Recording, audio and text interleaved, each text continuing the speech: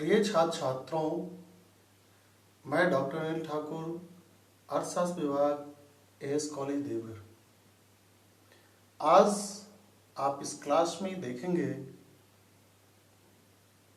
History of economic thought, आर्थिक चिंतन का इतिहास। छात्रों, आर्थिक चिंतन का इतिहास बगैर जाने हम अर्थशास्त्र बेहतर तरीके से नहीं जान सकते। यह एक प्रकार से छात्रों के लिए जमीन तैयार करता है। अर्थशास्त्र कोई भारी विषय नहीं है। हम इसमें अगर सिस्टमेटिक अध्ययन करें, क्रमवार अध्ययन करें, तो हम आसानी से इसको समझ सकते हैं। छात्रों, जब हम अर्थशास्त्र के चिंतन का इतिहास पढ़ते हैं, आर्थिक विचारों का इतिहास पढ़ते हैं, तो हमें अर्थशास्त्र पढ़ने के प्रति रुचि पैदा होती है। छात्रों, वैसे तो अर्थशास्त्र के बारे में कहा गया है कि इसकी उत्पत्ति खासकर एडम स्मिथ की द वेल्थ ऑफ नेशंस पुस्तक जो प्रकाशित हुई 1776 ईस्वी में, तब से माना जाता है। और यही कारण है कि उन्होंने जो एक सिस्टमेटिक परिभाषा दी अर्थशास्त्र का, इकोनॉमिक्स साइंस ऑफ वेल्थ, ये अर्थशास्त्र धन का विज्ञान है, तो उन्होंने जो परिभाषा दिया उसी से जो है इसकी मानी जाती है कि इसकी उत्पत्ति लगभग 325 वर्ष पूर्व हुई। आज से 325 वर्ष, आज से 225 वर्ष पूर्व, अर्थात 1776 से।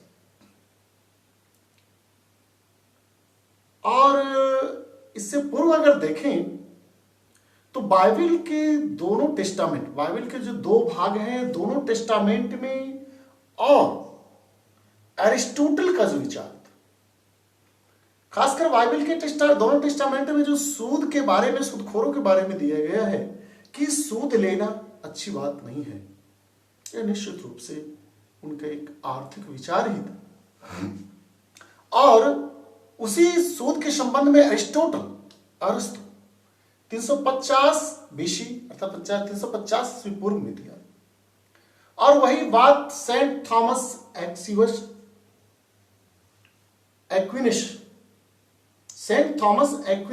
1270 ईस्वी में दिया। अर्थात ये तीनों का विचार कहीं ना कहीं एक जगह मेल खाता है। लेकिन इस संदर्भ में अगर हम देखें तो वेस्टर्न इकोनॉमिक्स, पश्चिमी जो अर्थशास्त्री थे और जो हमारे भारतीय अर्थशास्त्री, कहीं ना कहीं इसमें पक्षपात दिखता है। क्योंकि 1776 ईस्वी में जो उन्होंने परिभाषा दिया अर्थशास्त्र धन का विज्ञान है, ठीक इससे लगभग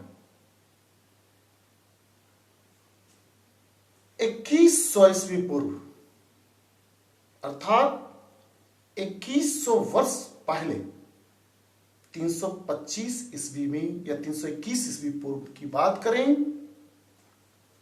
तो भारत में नंद वंश के शासन की समाप्ति के बाद जब मौर्य वंश का शासन प्रारंभ होता है, तो वहां एक अर्थशास्त्री कौटिल्य की बात आती है। उन्होंने सर्वप्रथम जो पुस्तक अर्थशास्त्र के बारे में लिखा, वो है, पुस्तक का नाम अर्थशास्त्र। और यह पुस्तक 15 भागों में, 15 अध्यायों में बटा हुआ है। इसकी जानकारी हमें विशाख दत्त के नाटक मुद्रा राक्षस से प्राप्त होता है।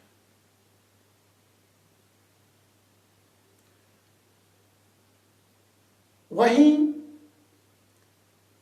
बाणभट्ट के रचना से भी इनकी जानकारी हमें प्राप्त होती है। छात्रों, 321 ईस्वी पूर्व भारतीय अर्थशास्त्रियों द्वारा रची गई अर्थशास्त्र, लिखा गया अर्थशास्त्र का पुस्तक, उसमें जो परिभाषा अर्थशास्त्र का विस्तृत दिया गया है,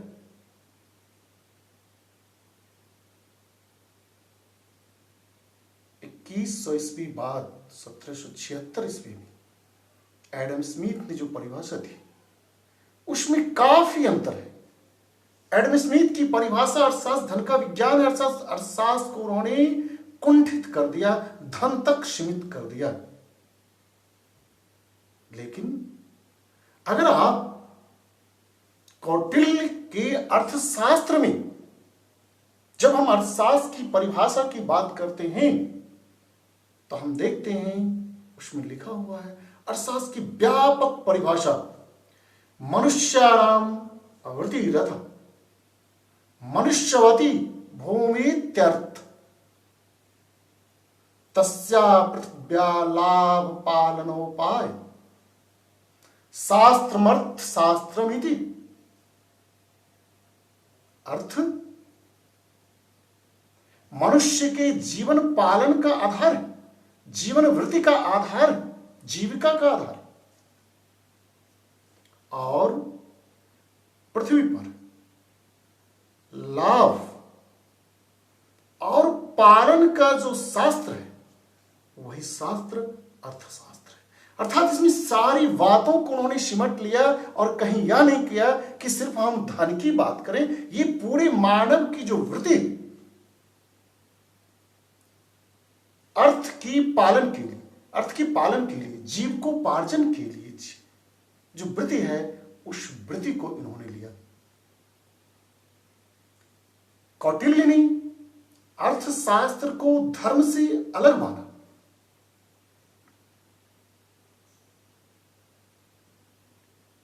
उन्होंने एक विशाल साम्राज्य के लिए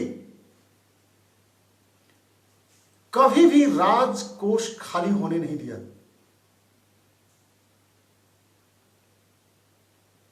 लेकिन उस अर्थशास्त्री की, चूंकि वो भारतीय थे, इसीलिए उपेक्षा की जाती है। लेकिन हम अगर देखें तो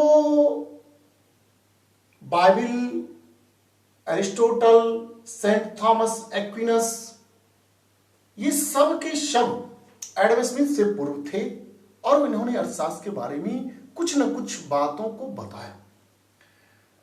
अगर हम केशनी को लेकर चलें तो ये एक प्रकृतिवादी थे। लेकिन इससे भी पूर्व 17वीं एवं 18वीं शती में वाणिज्यवाद का उदय हुआ, मर्केंटाइलिज्म का उदय हुआ, और ये व्यवसायियों को प्रेशर दिया। इसमें हम लोगों ने देखा कि इसमें सीधी सी बात है कि वाणिज्य ही उत्पादक है। किसी देश के लिए सबसे महत्वपूर्ण व्यवसाय ही, और खास करके व्यवसाय का मतलब यहां इंटरनेशनल ट्रेड से है, अंतरराष्ट्रीय व्यापार से है। वाणिज्यवादी इस संबंध में कहते हैं कि वह राष्ट्र सबसे बेहतर है जिसका वाणिज्य,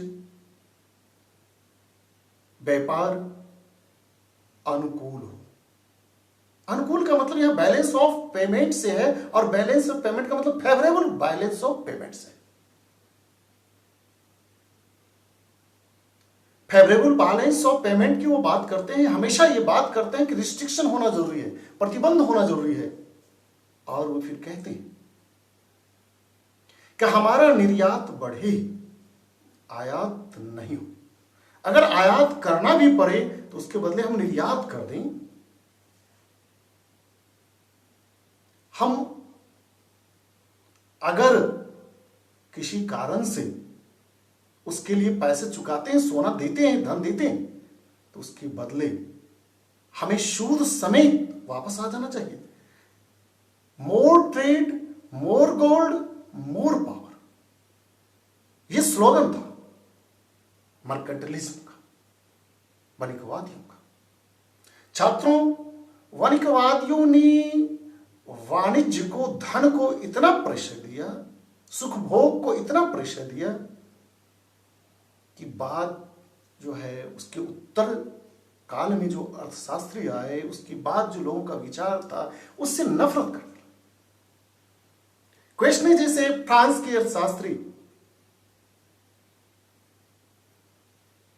इससे सहमत नहीं थे, केने इससे सहमत नहीं थे। उन्होंने कहा रूल ऑफ नेचर, प्रकृति का राज, अर्थात there is no restriction, free trade, laissez faire economy, कोई प्रतिबंध नहीं होगा, हस्तक्षेप मुक्त अर्थव्यवस्था होगा। कड़ी आगे बढ़ती है और प्रकृतिवादियों का बोलबाला होता है। स्वतंत्र व्यापार की नीति आती है। तब जाकर हम देखते हैं कि आता है क्लासिकल इकोनॉमिस्ट एडम स्मिथ, जिसने अर्थशास्त्र की परिभाषा दिया, अर्थशास्त्र धन का विज्ञान है। छात्रों, इनके पीरियड में जो सबसे महत्वपूर्ण था वो था धन। धन को जहां एक और वो रिसोर्स मानते हैं, मीन्स मानते हैं, वहीं दूसरी ओर एंड्स भी मानते हैं। अर्थात ये धन को साधन और साध्य दोनों मानते हैं। ये कहते हैं कि जो भी भौतिक पदार्थ है वो धन है, और जो अभौतिक पदार्थ है जिसे हम छू नहीं सकते, देख नहीं सकते, वो धन नहीं है। इसकी परिभाषा की काफी आलोचना हुई। एक पीरियड था इनका, उस पीरियड के बाद दो रास्ते फुटते हैं, दो ब्रांच अलग अलग होता है, और वो है डेविड रिकार्डो जो 1817 और माल्थस 1798। डेविड रिकार्डो अपने विचार देते हैं, खासकर उनके विचारों को आप देखें। डेविड रिकार्डो का जो रेंट थ्योरी है वो काफी महत्वपूर्ण है, और डेविड रिकार्डो के इस थ्योरी के बाद आप उधर माल्थस की थ्योरी को देखें तो उनका जो पॉपुलेशन थ्योरी था वो महत्वपूर्ण रहा। तो एडम स्मिथ की जो शाखा है उसमें दो ब्रांच है, एक है डेविड रिकार्डो और दूसरा जो ब्रांच है वो है माल्थस।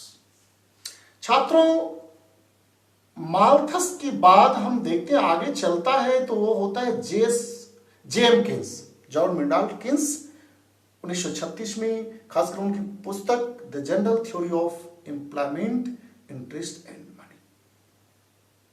तो The General Theory of Employment, Interest and Money, इसी पुस्तक से वो काफी चर्चित होते हैं, खास करके जो 1929-30 की महानमंदी थी जिसमें उन्होंने थ्योरी दिया था पंप प्लानिंग की,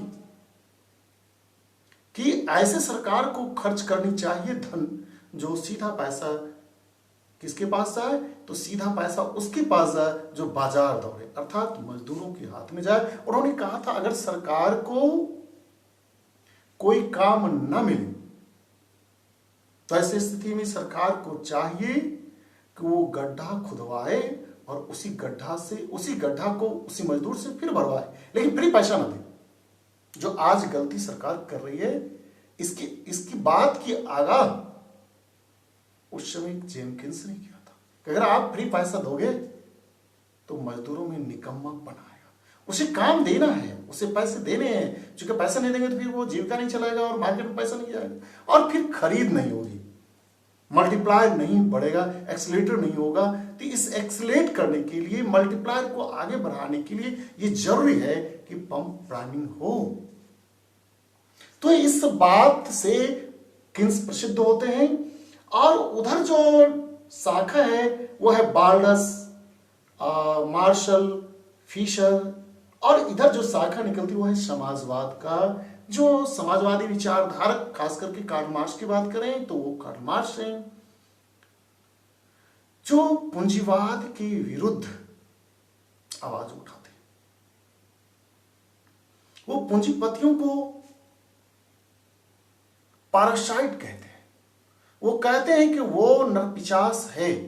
पूंजीपति को वो कहते हैं कि पूंजीपति वो नरपिशाच है जो जितना खून पीता है उतना लंबा चौड़ा होता जाता है। दैट मीन्स पारासाइट पता है उसको। और उन्होंने जो अवस्था की बात की, आदम अवस्था से लेकर के समाजवाद तक की व्याख्या उन्होंने की, और उन्होंने बताया कि कैसे समाजवाद को लाया जा सकता है, और मजदूरों को एक होने की बात उन्होंने कहा। और उन्होंने कहा ये मजदूर सिर्फ फैक्ट्री में काम करने वाले प्रोड्यूसर नहीं, उत्पादक नहीं है, उत्पादक वर्ग नहीं, बल्कि ये कंज्यूमर भी है, उपभोक्ता भी है। अगर आप मजदूर को हटाते हो तो आप सोने के अंडे देने वाली मुर्गी का वध करते हो। अर्थात उन्होंने मजदूरों को दो फायदे देने वाला बताया। एक तो आपका काम कर दे रहा है फैक्ट्री में, दूसरा आपकी वस्तु को उसी पैसे से, आपके दिए हुए पैसे से खरीद रहा, अर्थात आपका कंज्यूमर भी है, आपकी वस्तु का उपभोक्ता भी है। तो कार्ल मार्क्स ने बताया कि जो फैक्ट्री की आमदनी है उसका एसेंस का लाभ, उसका एसेंस मजदूर तक भी मिलना चाहिए। आज उन विचारों को अगर हम देखें, जो फैक्ट्री में बोनस दी जाती है, और निश्चित रूप से कहीं न कहीं उसके विचार से ही प्रेरित होकर यह बोनस की बात आती है कि जो कंपनी में लाभ होता है उसका एसेंस मजदूरों तक मिलना चाहिए। फिर हम जेमकिंस की बात चलते हैं आधुनिक अर्थशास्त्र की जो मुख्य धारा है वो। इसमें न्यू क्लासिकल इकोनॉमिस्ट आते हैं जो मैक्रो इकोनॉमिक्स की बात करते हैं, समष्टि अर्थशास्त्र की बात करते हैं। और वहीं दूसरा है जो पोस्ट केन्सियन इकोनॉमिस्ट, केन्सियनोत्तर अर्थशास्त्र, केन्स के बाद के शास्त्र। और तीसरा जो ब्रांच है वह है आधुनिक मुद्रावाद। खासकर आधुनिक मुद्रावाद में मिल्टन फ्रीडमैन इत्यादि का नाम लिया जा सकता है। तो ये जो मुद्रावाद है, अभी आप जो देख रहे हैं कि जो भी जीवन की चीजें हैं, जो भी हम जीविकोपार्जन में चीज लाते हैं, ये सब का सब किस पर निर्भर करता है? मुद्रा पर निर्भर करता है। तो यह जो मुद्रावाद है यह आधुनिक रूप है।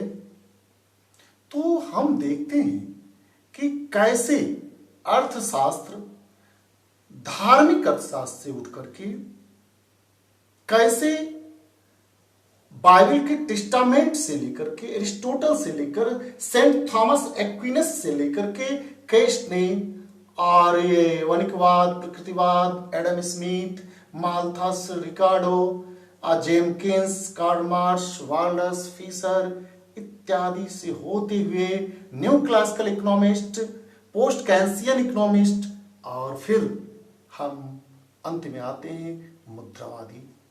तो ये इस प्रकार हम लोगों ने देखा कि आर्थिक विचारों का इतिहास का एक सीरीज है, एक वंश वृक्ष है, जिसके आधार पर हम इसको समझ सकते हैं कि कैसे इसका उद्भव हुआ, कैसे ये आगे बढ़ा। अगले क्लास में हम लोग देखेंगे कि इकोनॉमिक आइडियाज ऑफ मर्केंटिलिज्म, वणिकवादियों के आर्थिक विचार। धन्यवाद।